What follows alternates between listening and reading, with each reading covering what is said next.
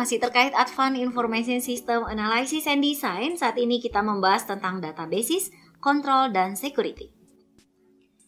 Konsep dari sebuah database dimulai dari database itu sendiri, di mana database didefinisikan sebagai kumpulan data yang tersimpan dan terintegrasi dan dikelola dan dikontrol secara terpusat. Sementara itu, sistem manajemen basis data atau DBMS merupakan komponen perangkat lunak sistem yang mengelola dan mengendalikan satu atau lebih basis data. Penyimpanan data fisik termasuk komponen basis data yang menyimpan bit mentah dan byte data. Skema merupakan komponen database yang berisi informasi deskriptif tentang data yang disimpan di penyimpanan data fisik. Berikut ini adalah skema dari database dan DBMS komponen. Silakan perhatikan gambar berikut ini.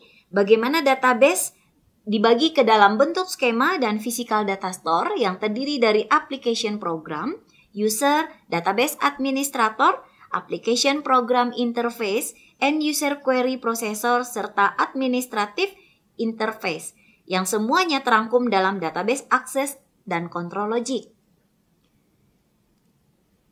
Masing-masing tabel di dalam database akan saling berelasi untuk memperlihatkan relasi dan query serta komunikasi di antara tabel.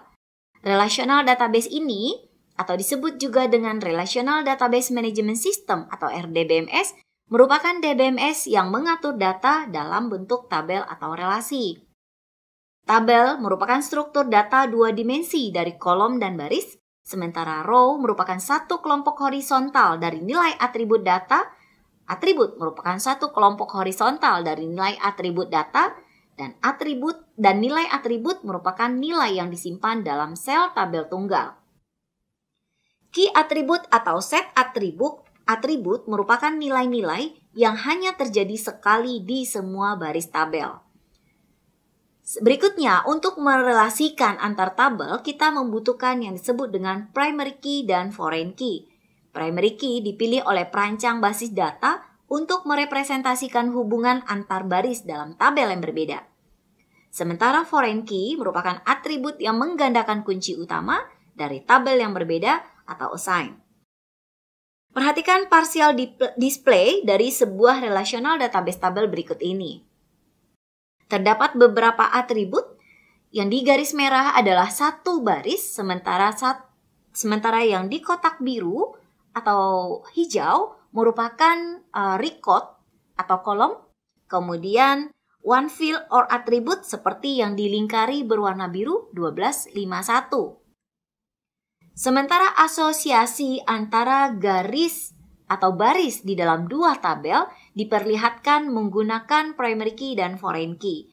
Perhatikan dua tabel berikut ini, di mana 1244 yang merupakan salah satu atribut di tabel yang pertama menjadi foreign key di tabel yang kedua, di mana atribut ini merupakan primary key di tabel yang pertama atau tabel asalnya. Bagaimana cara mendesain relational database? Yang pertama, buatlah tabel untuk setiap kelas, kemudian pilih kunci utama, kemudian tambahkan kunci tambahan untuk mewakili asosiasi dari satu ke banyak atau one to many, kemudian buatlah tabel baru untuk mewakili bentuk relasi many to many asosiasi, dan mewakili hierarki klasifikasi. Pilihlah tipe data yang sesuai, kemudian gabungkan kontrol integritas dan keamanannya. Berikut adalah ERD atau contoh dari notasi ERD diagram atau Entity Relationship Diagram. ER sederhana tanpa menunjukkan atribut dapat diperlihatkan pada gambar berikut ini. Dua entitas yang saling berelasi, yaitu customer dan order, dalam bentuk relasinya one to many. Kemudian bagaimana dengan ERD dengan beberapa atribut? Berikut ini contohnya. Terdapat tabel customer, tabel order, dan tabel order item, di mana saling berelasi antara customer dengan order. Customer merupakan tabel utama atau disebut juga dengan tabel master, kemudian order disebut dengan tabel transaksi, dan order item merupakan tabel transaksi, di mana masing-masingnya terrelasi dengan primary key yang diambil dari customer. Kesimpulannya, sebagian besar sistem informasi modern menyimpan data dan mengakses data menggunakan Sistem Manajemen Basis Data atau DBMS. Model DBMS yang paling umum adalah Database Relasional atau RDBMS, yang merupakan kumpulan data yang disimpan di dalam tabel. Skema basis data relasional dikembangkan berdasarkan domain model kelas diagram. Setiap kelas direpresentasikan sebagai tabel. Satu kebanyak asosiasi diwakili dengan menambahkan foreign key.